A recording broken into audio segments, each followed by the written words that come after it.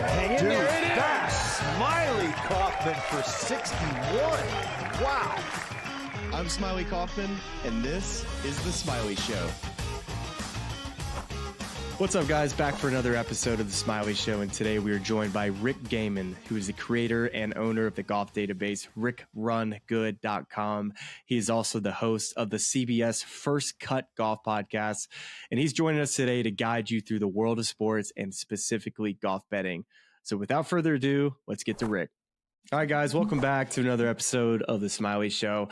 You just heard it all. We got Rick Gehman joining here today on the podcast. Rick, thanks for joining, buddy. You got one heck of a podcast setup. I got to give you props here. You got the gnomes behind you. I see a Masters gnome, looks like, and then a little mini claret jug. Is that what we got back there? That's right, mini claret jug, couple of Masters gnomes, depending on how wide you can get. Eventually, you'll find bobbleheads, Smiley. Yeah, there's kind of like a lot of stuff going on back there, but this is the content hub. All credit to my wife. She set up the camera. She set up the microphone. Is this in the house? Yeah, I'm at home, the home studio right now. Dude, that's a great home studio. Big props.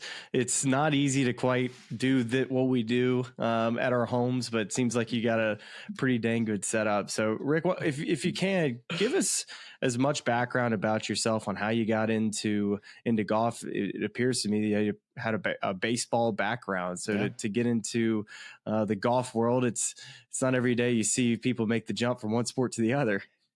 For sure. And my background is I went to college to play baseball, and that was kind of my main focus over academics for sure. But I think I've always loved golf. I played golf in high school, and my background professionally was in big data. And after I graduated college, I just, hang up the cleats, grab the golf clubs, just become obsessed with golf again, as many of us are.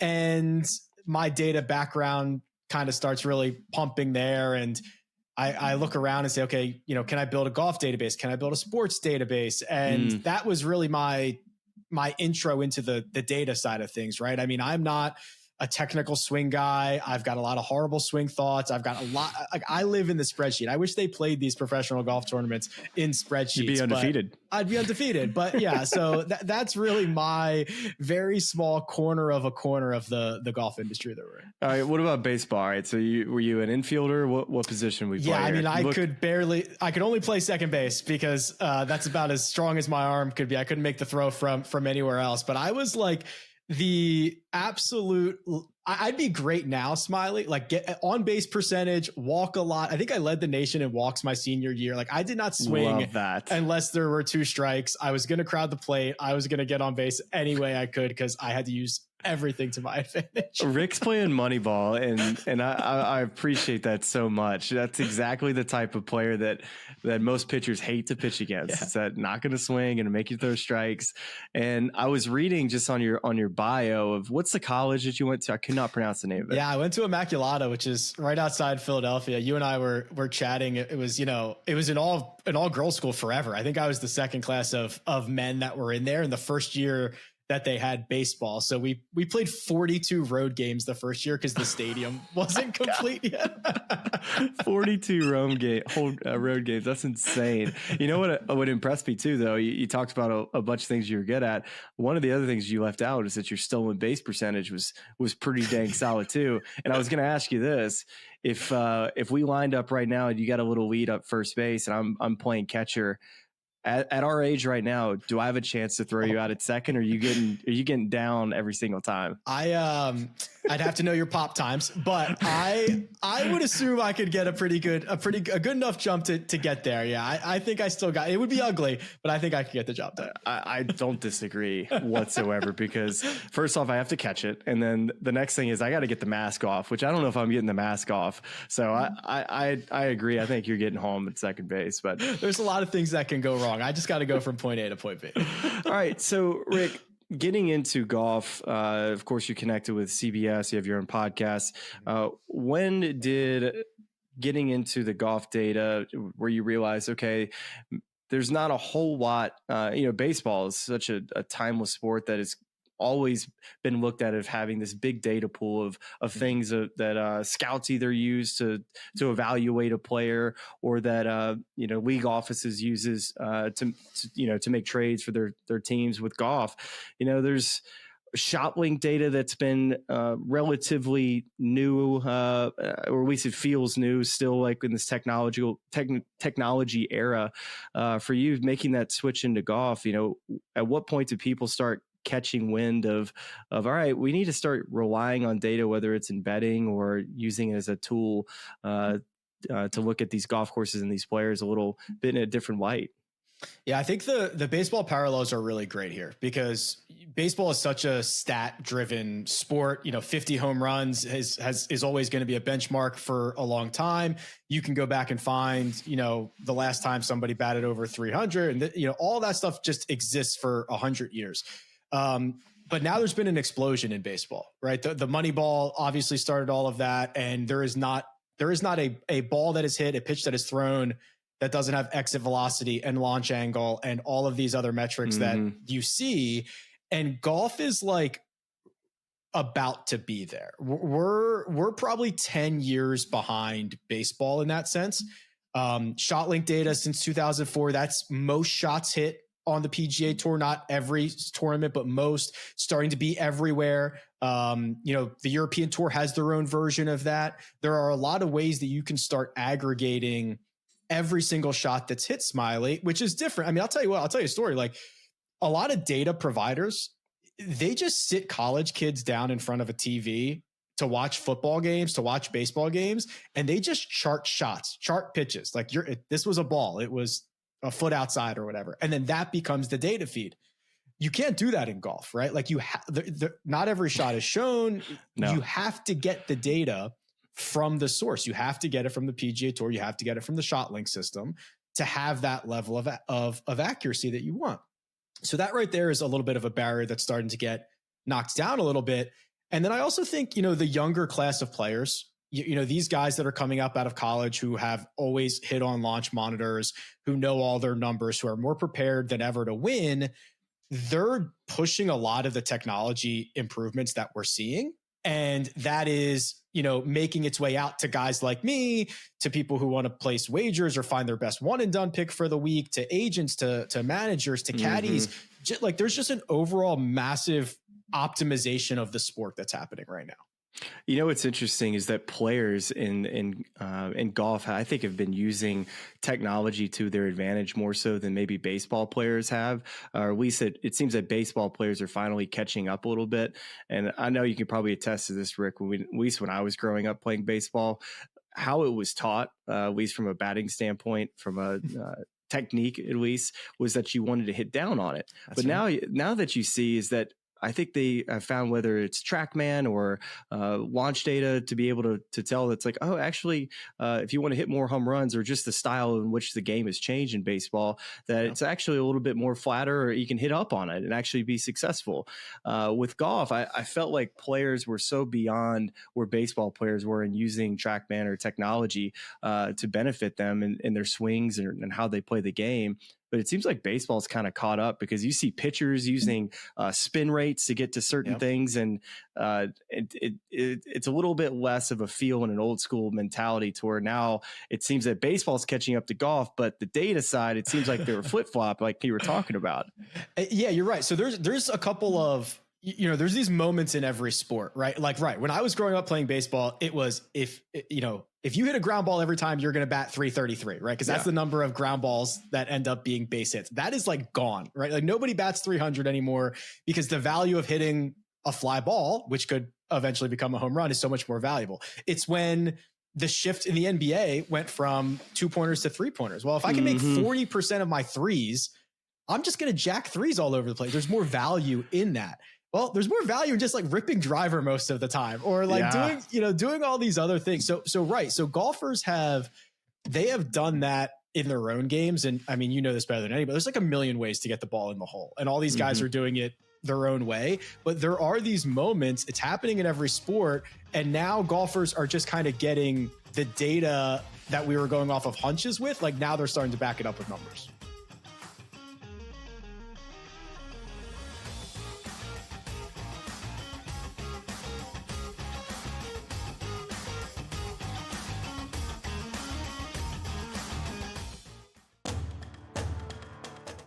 They have a bigger talent pool potentially, and they're going to give them anything it takes to potentially get this team back to a national championship. And if you want to set a legacy, you could maybe have one good year at Ole Miss and maybe potentially, 5 or 6 9-3 campaigns, but you're not going to make the playoff each and every season, or at least that's the mindset.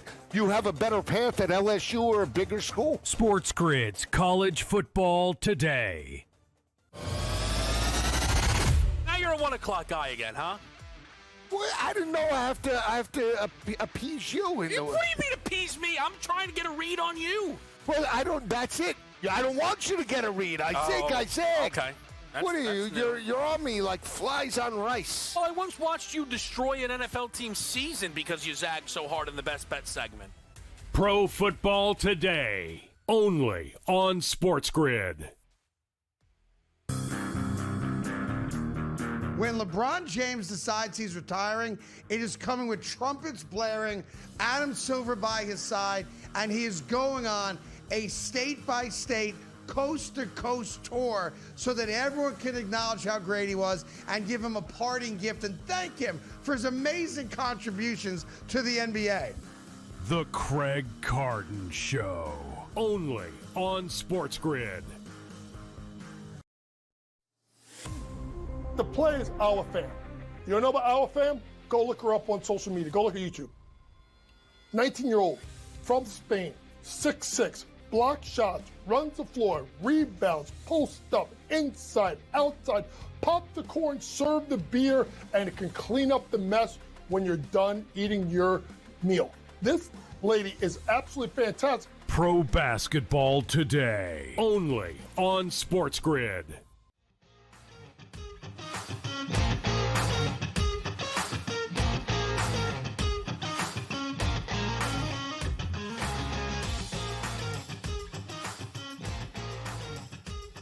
And there are a ton of holes on the PGA Tour where hitting it to 30 feet is a great shot. Yeah. And there's some where hitting it to 30 feet is like probably a below average shot. So proximity by itself is pretty wonky. All the variables.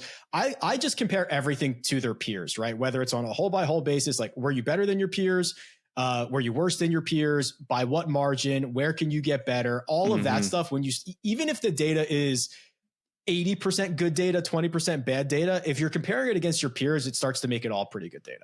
That makes sense. And I guess you actually kind of answered the question a little bit, was asking about strategy, because to me, players all the time will either hit, let's say they hit a driver, hit in the fairway on a hole that they were playing it aggressively. And let's say they ended up taking a line that they didn't expect, ball ends up in the fairway, they make birdie, versus maybe a player that hits iron off the tee and takes not quite as good as wide and ends up in a spot in the rough with a bad angle, makes bogey.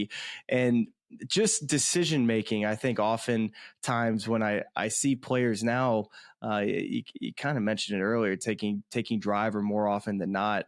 It's the way the game is changed. You talk about baseball, how maybe the athletes change. Sure, the baseballs kind of get adjusted here and there. The golf ball certainly has changed. Equipment has gotten better.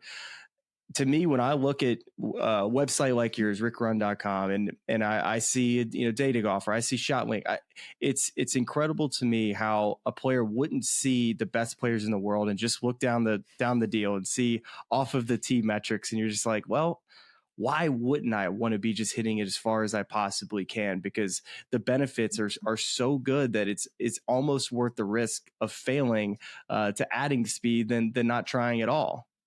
Yes, 100%. And I'm so glad you brought this up, because I think the decade stuff and the stuff that I do, it overlaps, but they're two very different things, right? Like the decade stuff is very much strategy based. I understand my shot dispersions and where my misses are going to go. Yeah. So I can aim at a spot where 80% of my misses are going to be good misses or something like that. Right. I understand that.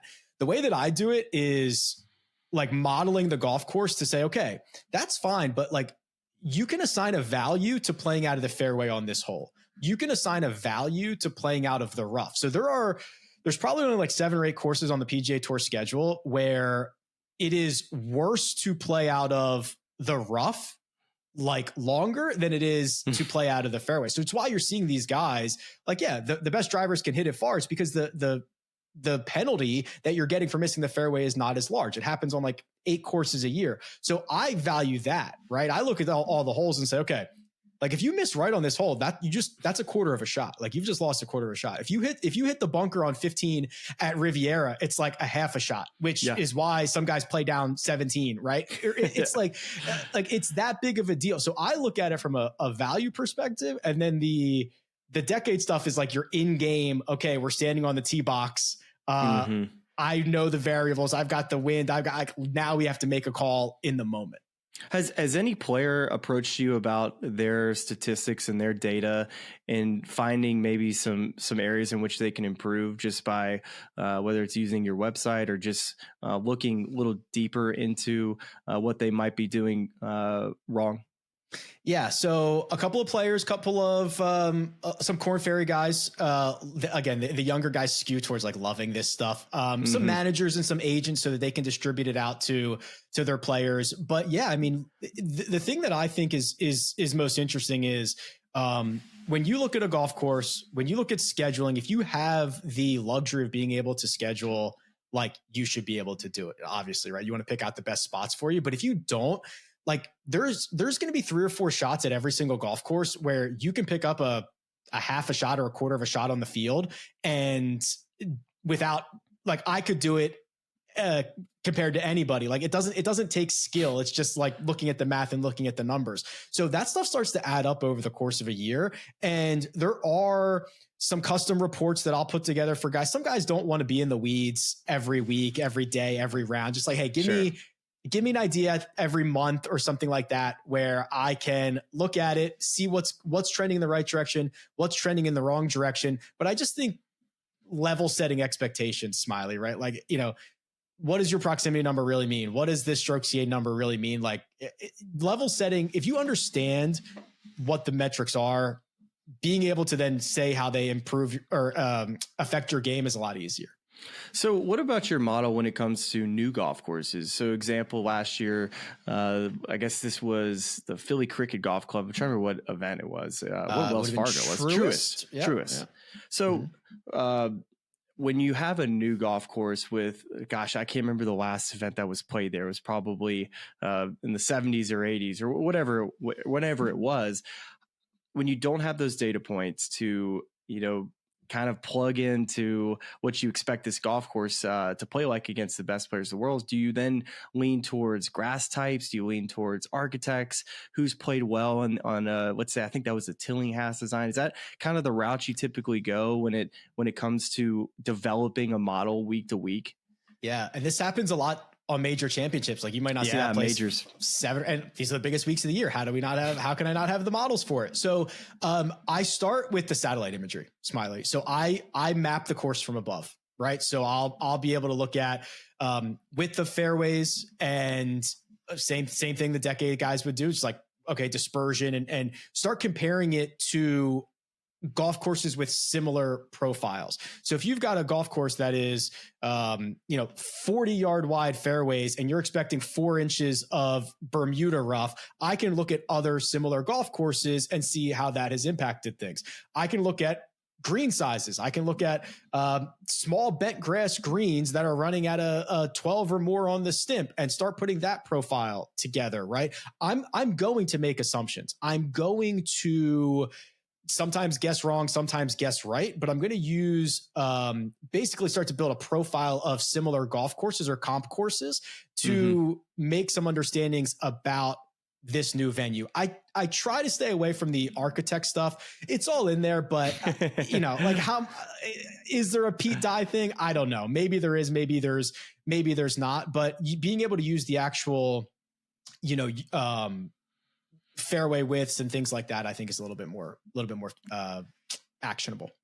Yeah, that's super interesting because the model, I imagine when people are looking at it week to week, they can get caught up sometimes trying to figure out, well, this player's playing good, but I mean, it might be just a terrible fit just depending on the golf course.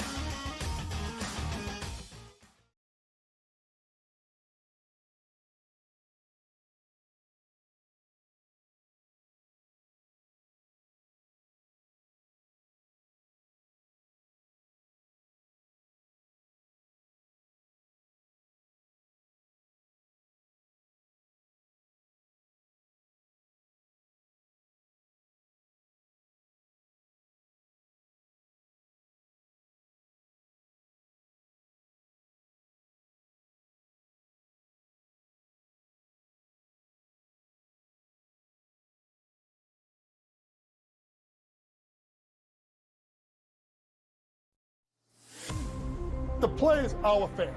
You don't know about our fam? Go look her up on social media. Go look at YouTube. 19-year-old from Spain, 6'6", block shots, runs the floor, rebounds, post up, inside, outside, pop the corn, serve the beer, and it can clean up the mess when you're done eating your meal. This lady is absolutely fantastic. Pro Basketball Today, only on SportsGrid. Ole Miss got left at the altar, and Ole Miss decided, I'm either going to let her continue to embarrass me, or I'm going to have some self-respect and kick her ass out the door and lock it behind her and not let her back in. And that, for me, is the right thing to do. Lane Kiffin had the right to leave. Yep. He chose to leave. I wish you the best of luck. Not really. The Craig Carton Show, only on SportsGrid. You take a look at it, you say, all right, well, can they do this? But the one thing I know, every year I love the SEC championship game. Like this year, we're going to get a pretty good treat in the Big Ten.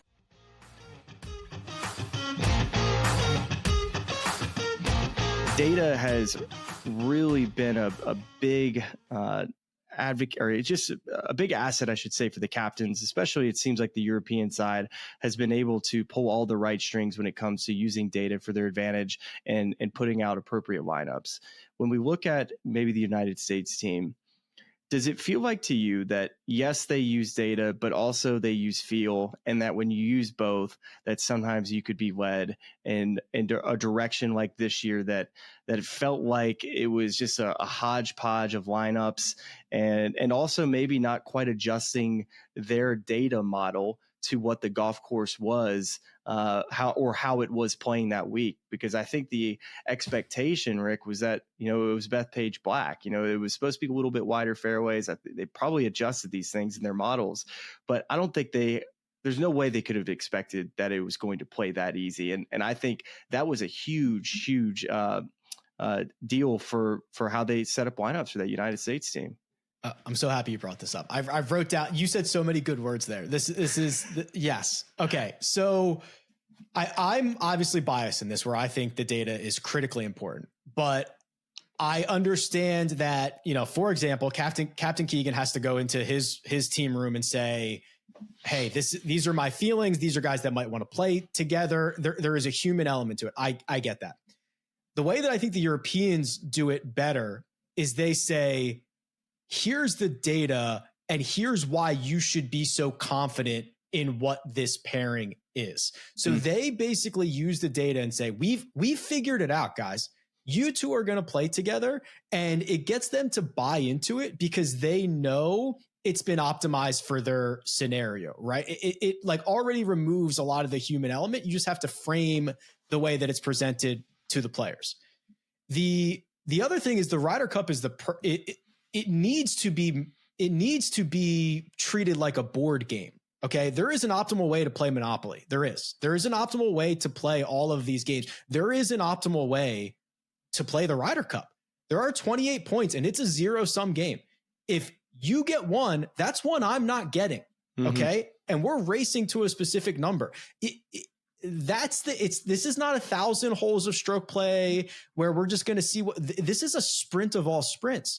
And even when, one of my biggest problems was it was not the Harris English, Colin Morikawa thing twice. It wasn't Scotty Scheffler and Russell Henley having to flip their own holes that they were teeing off of, which are both Ryder Cup 101 errors. Okay. It was inexcusable. The Scotty Rory or Scotty Russell odds evens thing. I was out there. I was like, dude, they have a 30-yard advantage every single hole. Unfathomable that it got to that point. But you said the word adjustments. Like when you're one session done, you're basically 20% done. Like you have to make adjustments so fast in the Ryder Cup. You can't wait to see how things happen. And it felt like there were not enough adjustments quick enough. And like, if they were playing to 38 points or, 38 points instead of 28, maybe the US wins because they're roaring back on Sunday, but it's too late. It's just it's just such a sprint. And I'll tell you one other thing. I can't remember the exact, it might've been Saturday where Scotty and Bryson played together. Yes. Which is about the worst strategic thing I could have ever have seen. When you're down as many points as you are, you need to embrace volatility. Your two best players should never be playing together in that scenario. They need to be spread out to try to win both points. There were like some very bad mistakes that were being made. I was literally just about to bring that up, because everything that I heard heading into that Ryder Cup from the U.S. side was that they wanted to put their 4 best teams out. And so when the pairings come out for that Friday, I'm like, okay, all right. I'm kind of a little surprised on a couple guys not playing, especially knowing that Ben Griffin's playing as well as anybody. It's going to be ball in hand, so the max fly thing isn't quite a big of an issue, because as soon as you put a tee in the ground, you could put your ball in play. So to me, there was no issue with Ben going out and playing alternate shot. And then JJ Spawn also playing as well as he was, not being out there, was shocking. But to your point, it was Scotty and Bryson going out and playing together. That to me was a panic situation, whether it was Keegan doing it or the stats guys being like, all right, we have got to find a way to get to whether it's 10-6. And like, we have to make sure we win 2 points in this session. So we have to put these two guys together. That is a panic moment. Yes. And I can understand when you're that down that it might make sense to do that. I think most people, if we were putting together lineups, if you weren't into data, be like, oh, well, you got to put the 2 best players together on the team so you win a point. But that's actually not the correct decision. Right. That's actually the only time you should do that is if you're up a ton. Right. Yeah. So that would be the European side of things, to just, hey, we might give up this other match to ensure we're getting 1 point here, because this 1 point being so close to the tipping point is so much more valuable. So really, the only scenario in which you should put your top 2 players together is when you have a big lead, not when you're at a big disadvantage. It's horrible.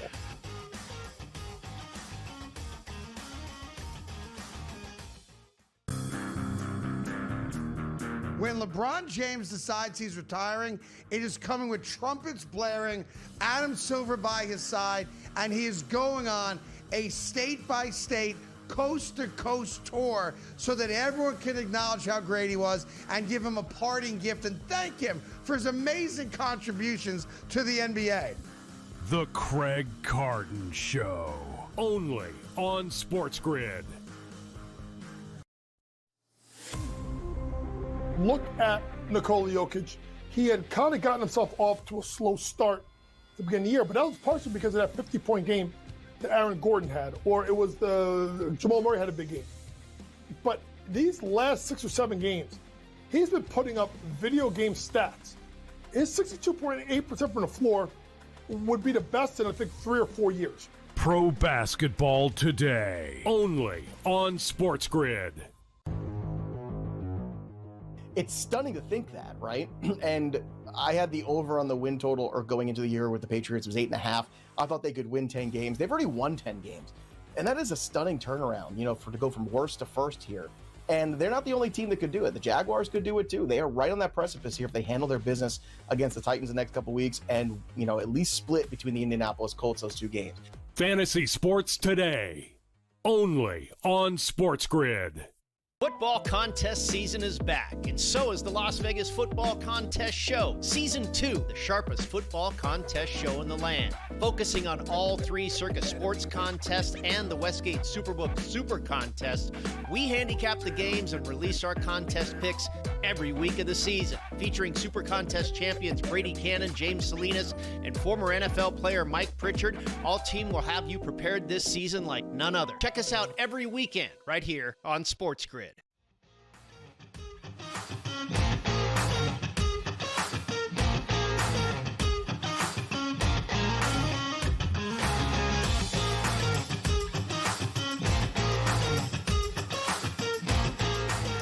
It's interesting too, that Saturday afternoon where I would have maybe expected Luke to have sat some players for Sunday singles, and he decides to then still put out players that have played the entire week, just potentially having too many players gassed on Sunday.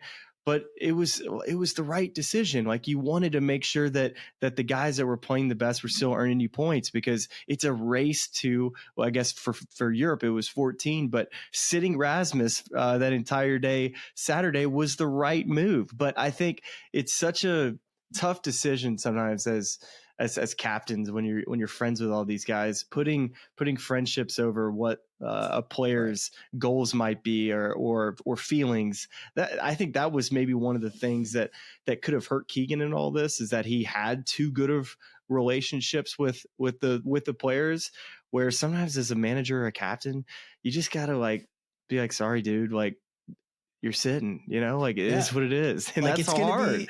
It's going to be great when we raise the Ryder Cup. We're all going to feel a lot better about this, and you're going to be part of the team forever. Right. And you check your resume at the door when you get in here, and you're right. It is probably too much to ask for a friend, a literal peer in the moment. I mean, he's got to go. Yeah. He's got to go deal with these people on a regular basis moving forward, right? It should be, I'm fine with it being somebody completely out of even the golf ecosystem. Just give me a leader. I don't care who it is.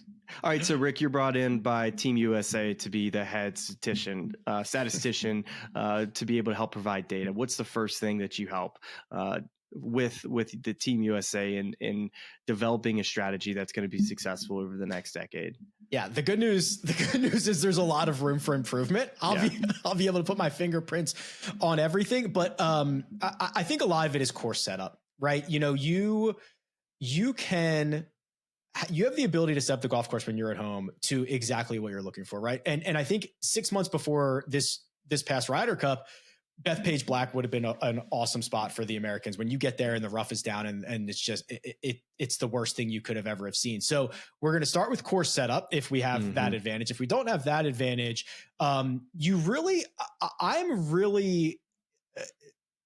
don't care about what the points rankings list is. There are some scenarios in which taking a guy much farther down the list because of who he might be able to pair with or what his upside is. Like, again, this is a sprint. This is not like, I'm not getting this guy for 16 rounds of major championship golf for a year. I'm getting this guy for 3 days.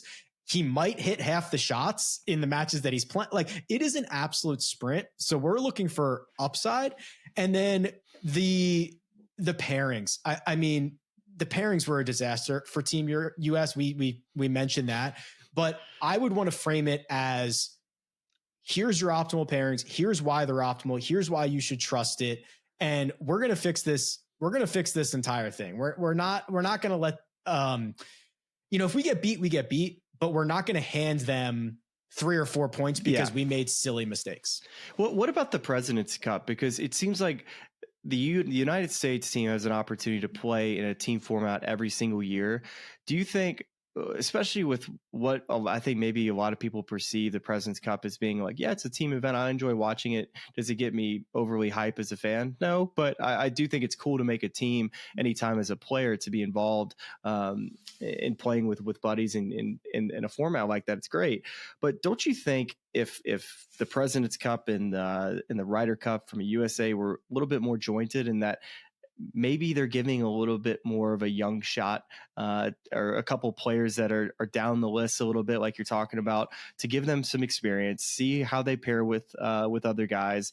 And I know that's hard for a lot of players because you want to make these teams, you want to be on them, but don't you feel like it's better for the Ryder Cup team if they're trying some different things at the President's Cup? Yeah. So there almost needs to be someone overseeing both, like US team golf, and passing the playbook, passing the institutional knowledge from one event to the other, right? Which is what I feel like the Europeans do very well. They build on this experience, they learn something, they add it to the manual, and they move on. I feel like we did pods and it worked well and we never did it again. And like, it feels like we're starting fresh every single time, whether it's the Ryder Cup, President's Cup, Ryder Cup, President's Cup. And there needs to be some type of, I keep calling it a manual. It doesn't have to be a physical book, Smylie. I mean, I think it'd be cool if it was like leather bound and like really sick and we passed. I think that would be awesome. Yeah. But like we need something like that. And the President's Cup is even kind of cooler because from a data perspective, because you get to throw out the team after they throw out the team. So there's like the draft that happens, which I don't think people realize how good you could get optimal matchups in that 60 seconds that you have. If you are prepared to get, you can steal so many points at the President's Cup that you can't steal at the Ryder Cup. Wow, that's a great point. Players have talked about trying to get a Team USA to where the PGA Tour runs this team year after year, so they have some consistency, especially with the people they talk to year, because really they should be at an advantage to the European teams that they get more reps in these formats, and then also get to potentially mix in more players so that when you get to a Ryder Cup, players are not quite as shell-shocked when they get in it. So I'd be interested to see how that changes over the next couple of years and who ends up with that captaincy over at Adair Manor, because they definitely have a lot of work to do. But getting back to your website, rickrungood.com, make sure you go subscribe to it, especially if you're somebody that plays fantasy, one and done, anything that you need from a betting standpoint in the game of golf, or if you're an analyst like me who just likes looking at data, can't get enough of it. I think it's just an unbelievable website. And one of the interesting aspects that I found, and I think you posted about this, it's where it caught my eye initially on X, was showing different trajectories and shot shapes for players. So when you think about golf and all the different windows that a player can hit, you can hit it low and left, you can hit it low and right, you can high fades, high draws, just middle shots, and seeing the percentages of what a player typically does, week to week, to where you're not guessing. It's like, I would be amazed to look through every single player to see that what shot shape they typically do. Because a lot of times for me, I get on the course, I see a guy I haven't seen, I'm like, all right, what does he play? Is it a draw? Is it a fade? But for you, when you look at all of this data, what's the one thing that stands out from a trajectory and shot shape standpoint? Yeah, so this is exciting because this is very, very new. This is almost like another layer of the shot length data, which it's basically like the radar data, which has all of these points. So we can see where the window that it came from, or the trajectory that it came from, and the path that it took. So yeah, so I put it onto the 9 windows, right? It's your three trajectories, low, middle, high, and then whether it's a straight ball, a fade, or a draw. And for me, one, the right to left shot on the PGA Tour is almost just dead. Like it just doesn't happen. But the other thing is, these guys that have been coming down the stretch of tournaments with a lot of pressure, and maybe they're trying to get over the finish line for the first time, how often they go to their main shot. Chris Gotterup did it at the Scottish. Chris Gotterup hits out of I call it the bottom left window. It's low, left to right. Like 50% of all of his shots come out of that window, which is an insane number. He's got to hit a fairway coming down the stretch at the Renaissance Club. Where does he go? Boom, low and left. JJ Spawn did it over and over and over again as he was coming down the stretch of not only the US Open, but the Players. And then, I guess it was Memphis, the event that he went to the playoff with Rose. When he has to hit a fairway, like, you're getting his shot, like, that he believes in. And I guess that makes sense, Smylie, right? Like, what do I trust the most? It's why I hit it the most. But when you start to see the data align up with what these guys are doing on the golf course and vice versa, it is pretty exciting. And just to kind of see how they're getting it done, it's so much fun to see the trajectory stuff. What about it was a cool graphic you put up the other day. It was a percentage of darts thrown.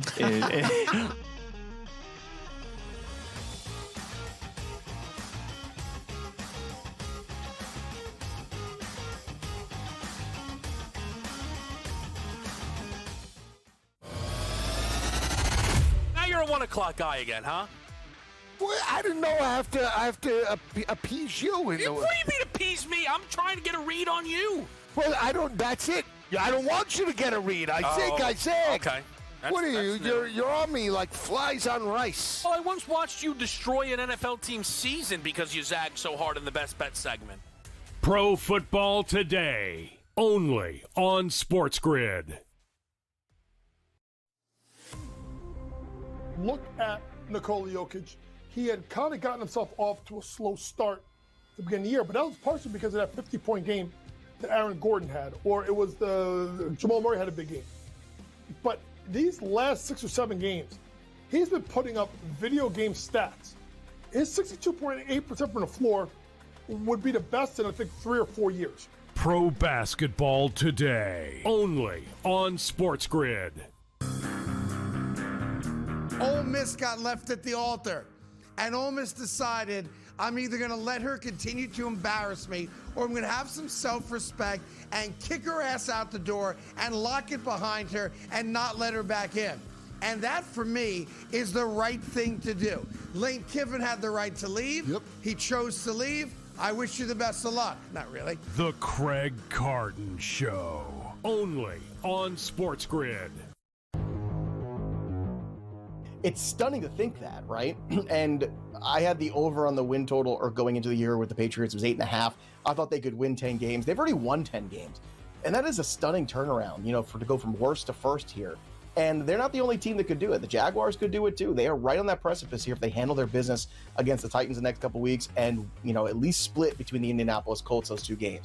Fantasy Sports Today, only on SportsGrid.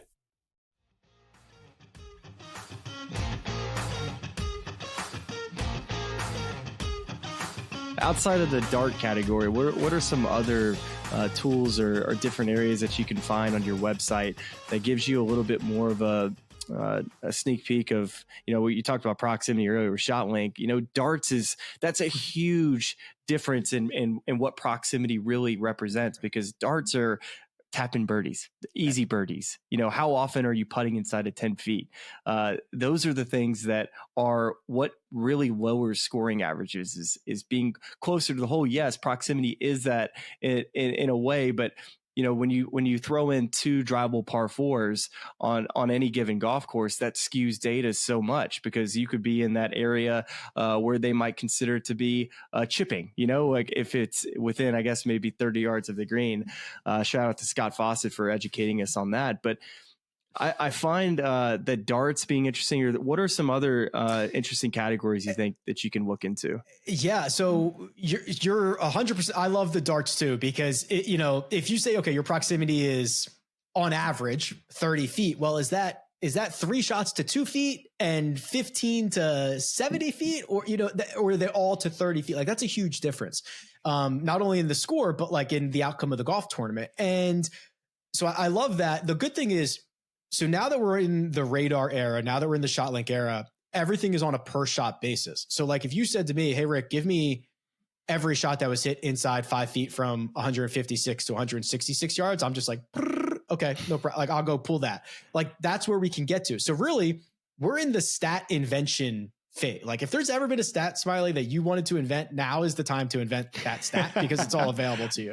Hold on. I got it. Yeah. I got it. You ready for it? Yeah. Strokes gained, or maybe, I don't know how you put the headline for this, but shots under pressure, I think would be an interesting one. The ability for somebody under pressure. I don't know how you identify what that is. Well, let's do it. Is it within X number of shots on the back nine on Sunday? Is it, is it only the final 6 holes? Is it only the final? What if I'm going for my first win, or if I'm going for my 30th win? It could be definitely, iron shots on the back nine of a Sunday, or putts inside 10 feet on a Sunday. That would be interesting, because there's been plenty of players who I feel don't have the clutch gene to be able to make that putt when it matters the most. And there are players that have it. There's plenty of players like Nick Taylor, for instance, when he's in contention, dude, his strokes gained, dog and under pressure is better than anybody. He has that dog mentality. But then there's other guys who you're like, man, I see the fear, like it's coming out of his eyes right now. I can see his throat, just like his heart is in his throat. I can see it beating. And if let's say you're playing the live markets and stuff, that's all useful information. If it's 4 to 6 players have a chance to win a golf tournament going into the final 9, and you see, all right, well, I see these 2 guys, of course their data is awesome this week, week, but then also I can go look at their strokes gained under pressure and see that they've been able to handle that moment all year. Why not on this Sunday? And they're 4 back. It's like, all right, what's right here? I'll run you something. I'll get you a little strokes gained under pressure. The one that I like is kind of similar to what you're saying. It's called bonus putting. So it's how many putts do you make inside 5 feet? So the ones you basically should make. And then how many do you make from 20 feet and out? I don't care about 6 to 9. Like most people are, especially from, 15 to 20, like those are just like 2 putt. Most people are just 2 putting the majority of the time, but are you making all the ones you should make? And then are you getting the bonus putts? And those are the guys that have that really high upside. They might be able to go low in a specific round. They might be like your Nick Taylors because it opens up. Wyndham Clark is that. Yeah, he's jumping off of me. He's really good outside of 20 feet and also cleans it up. Yeah. Ricky used to be that way too. Yeah. It's such a Jordan. valuable thing. Like if you just 2-putt everything from 16 feet, like fine, that's fine. You're going to be okay. But if you can make everything within, so you don't give away any inside 5 and then you get a couple bonus putts to drop, like you're in serious business there. That was Luke Donald's career. Yes. It really was. It's incredible. And and then like you said, I mean, and these guys are so good. They'll take it. They'll take advantage of the 5s. They'll do what they need to do on the 5s. You get like 2 bonus strokes around. Like that's insane. That's a huge number. So what about players that let's say you're looking at all the data, and of course, Scotty Scheffler, 5-tool player, unbelievable statistics. Like we're not going to talk about Scotty here, but I'm more so asking about a player that hasn't broken out yet, but that you have just seen on the spreadsheet, whether it's year after year or maybe a newer player that you say that, okay, this guy has an opportunity based on just looking at what he is able to do from a statistical standpoint, could be a top player in the game that hasn't quite broken out yet. The first name that popped into my brain was Akshay Bhatia.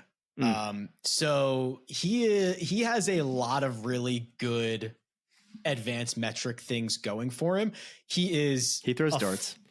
Absolute dartist, right? Complete dartist. flusher, dartist, right? He's a dartist. You look at some of the, you can make these time frames any way you want. Last 36 is usually what I use, last 36 rounds, but you can open it up wider than that. He's usually inside the top 10 of whatever field you want to look at in terms of strokes gained approach. Strokes gained approach goes a long way, but he's young and he's getting better all the time. His putter has improved significantly. Oh my gosh. He is the fact that he is so young has already gotten across the finish line a couple of times in his career. The fact that he's continually getting better, and he's not just getting overall better, but he's plugging the biggest holes in his game. It says to me, he's very good. He understands his game. He understands what it takes to improve his own game. And he's got the mental side of things down, and he can hit shots in the moment. So like that was the first name. Like if you give me the next 10 years of Akshay, I'm thrilled with that.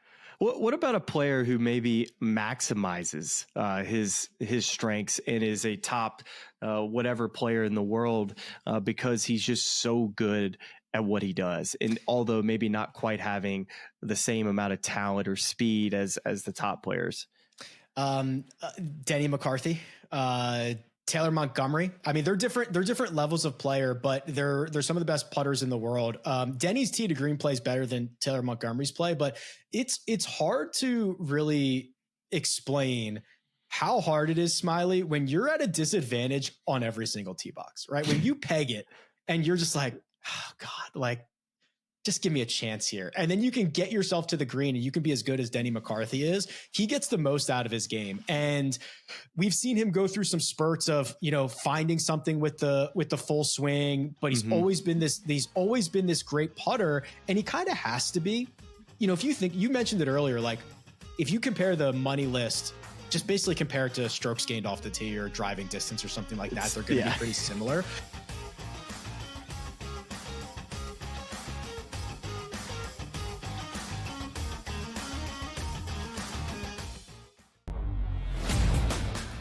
Take a look at it, you say, all right, well, can they do this? But the one thing I know, every year I love the SEC championship game. Like this year, we're going to get a pretty good treat in the Big Ten because you have Indiana and Ohio State. But every single year, it's never like I don't have to watch that, because the reason I bring that up is there's a game that's going to be on 8 o'clock that probably should just be played at midnight or 1 a.m.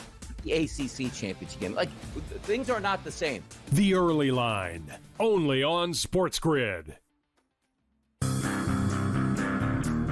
When LeBron James decides he's retiring, it is coming with trumpets blaring, Adam Silver by his side, and he is going on a state-by-state, coast-to-coast tour so that everyone can acknowledge how great he was and give him a parting gift and thank him for his amazing contributions to the NBA.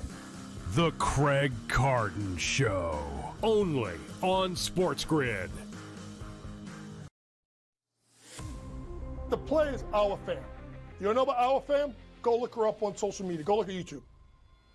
19-year-old from Spain, 6'6", block shots, runs the floor, rebounds, post up, inside, outside, pop the corn, serve the beer, and it can clean up the mess when you're done eating your meal. This lady is absolutely fantastic. Pro basketball today, only on SportsGrid. Football contest season is back, and so is the Las Vegas Football Contest Show. Season 2, the sharpest football contest show in the land. Focusing on all 3 Circa Sports contests and the Westgate Superbook Super Contest, we handicap the games and release our contest picks every week of the season. Featuring Super Contest champions Brady Cannon, James Salinas, and former NFL player Mike Pritchard, all team will have you prepared this season like none other. Check us out every weekend right here on SportsGrid. I think Chris Gotterup is not close to his final form yet. I think that he had an unbelievable year. He won the Scottish. The way that he plays, the speed in which he plays, the shot shapes, the trajectories that he's able to pull off. Does he remind you of anybody? I don't know. He's kind of he's almost like Cam. He reminds me of Cam Young a lot. Now that Cam Young is breaking out, they play a different style of shot, but one slings draws, one exactly. I was going to call him Bizarro Cam Young. Yeah. But like that's what I think his upside is really, really high. So I'm interested to see now that he has the win. Do some of these guys, some of these guys they take that deep breath, they go and try to work on something and try to fix something, and maybe the results get worse. I'm really interested to see what his 2026 looks like. All right. That's interesting. I like that. I mean, even seeing that he had success at a place like Oakmont just goes to show what type of player Chris Gotterup could be. We, of course, saw what he did at the Scottish Open in the week following at the Open Championship. Yeah, he finished 4th or 5th or something like that. Yeah. I think second. I think you're right. It was third. I just looked at third. Was it third? Was it? Yeah, we were all around it. Yeah. Oh yeah, that's right. Harris made that putt on 16 because they were the group in front of the one I was watching. But yeah, Chris Gotterup, definitely a candidate I could see breaking out this year. But as we head to Hero, that's this coming week. I'm going to be down there. Actually leaving tomorrow. I think I saw that Scotty Scheffler is plus 165 to win. I mean, that's insane. Is there anybody else that you're looking at this week that you think could be potential in the winner's circle? Yeah, so I'm pretty sure Scotty's gonna just boat race these guys. When you model Albany, it is all approach play, right? If you miss greens, there are some tricky spots around the greens. Ask Colin Morikawa about that from a couple of years ago. There's not a lot of way that you can statistically get a huge edge off the tee. It turns into a big second shot golf course. He's the best second shot player in the world. It's not even close. Outside of him, we mentioned Cam Young, but I'll go like a little bit farther down the list. I think Alex Noren is like sneaky live here. He's been playing these, Rosie and Noren, these guys have just been playing on the DP World Tour. They've been putting up good results. Noren's 2 wins this year overseas have us like completely gone overlooked. I mean, those are the types of guys that I think are sneaky options that if it's not Scotty, it's one of those guys who is not somebody that we haven't seen since Memphis, for example. Oh, one of the cool aspects of your website, again, rickrungood.com, go check it out, subscribe, is that the grass types is something that I think is really cool to see. Everybody says, this putter, Phil Mickelson putts great on Poa annua greens, or Scotty Scheffler putts better on bent than he does Bermuda. Whatever your perception might be, you actually have data that says, all right, here's Poa annua, here's bent, here's Bermuda, and this is their results on each from a strokes gained putting perspective. And It's so fascinating, right? Because then you start getting into the conversation of, well, that's bent and POA. How much POA? How much POA is it, right? Yeah. So you can get these hybrid strands, but you really do see it. I mean, when you get enough rounds in there, you'll see guys, whether it's because they grew up on it or whether they are just more comfortable, they have an easier time reading it. Guys really do. And I'm sure you can speak to this when you get to a place that you putt well at, or a 100%. surface that you're more familiar with. Like, it's a real thing. I'm just quantifying it. Like, I think it's crazy. You guys are crazy. Professional golfers are absolutely out of their minds. But I'm just quantifying it, and it's really kind of cool to see when they get out there. Yeah, and Bermuda this week, and definitely some players that if you don't like their chipping, I wouldn't take them this week in Albany, because the chipping on those Bermuda grainy lies have turned many of tour players chipping cross-handed after leaving that place. I don't know if it's Patrick. I know Kisner was definitely a guilty party, as he now chips cross-handed. I think he's still chili chunking it from the years that he was playing that event. Dude, it's nasty, and I'm playing on Wednesday, and I'm already thinking about having to chip over a bunker when I'm going to do. And I'm a good pitcher, but I don't practice enough. And I just know that first one could be very chunky. Or I mean, listen, some of these guys haven't played. I haven't played since September at the Ryder Cup. Haven't been under pressure like that. I get some of these. Some of these guys might be a little rusty too. Well, it's a good week of golf. We got the Hero World Challenge. You also got the Aussie Open with Rory teeing it up in Melbourne. So good week of golf. Rick, thanks for coming on. This has been a really in-depth, fascinating conversation, and thanks Rick for definitely educating us on a lot of truths and maybe some areas that we can continue to look at your website for more analysis and helping us become better at learning more about golf. Thank you, Smylie. I appreciate you. All right, Rick, thanks. Before we wrap up today's episode, we want to take a moment to honor Charlie's dad, who recently passed away. I had the privilege of knowing him personally. He was a wonderful man, someone who loved his family, loved the game of golf, and carried himself with a genuine kindness that stayed with you long after any conversation. We're thinking of you, Charlie, and the entire home family during this time. Charlie is ready. We can't wait to have him back on the show to share more about his dad, or as Walker and Kadick would say, Pop Pop. May he rest in peace, and we're keeping the home family in our thoughts and prayers.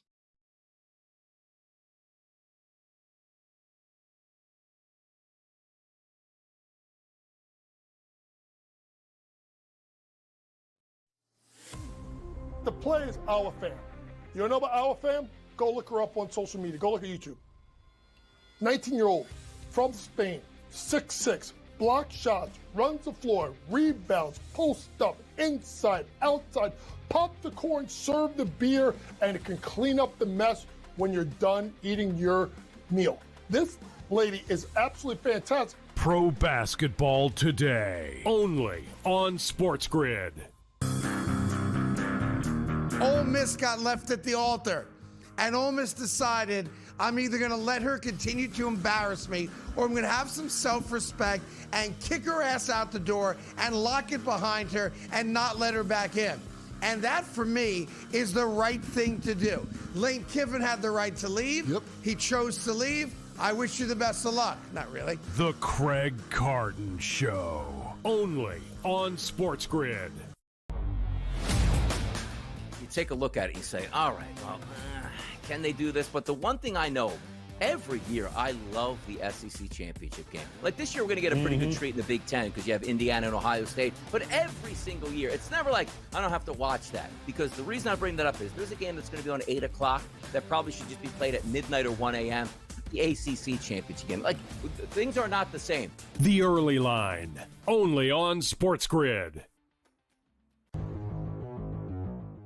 It's stunning to think that, right? And I had the over on the win total, or going into the year with the Patriots, was 8.5. I thought they could win 10 games. They've already won 10 games.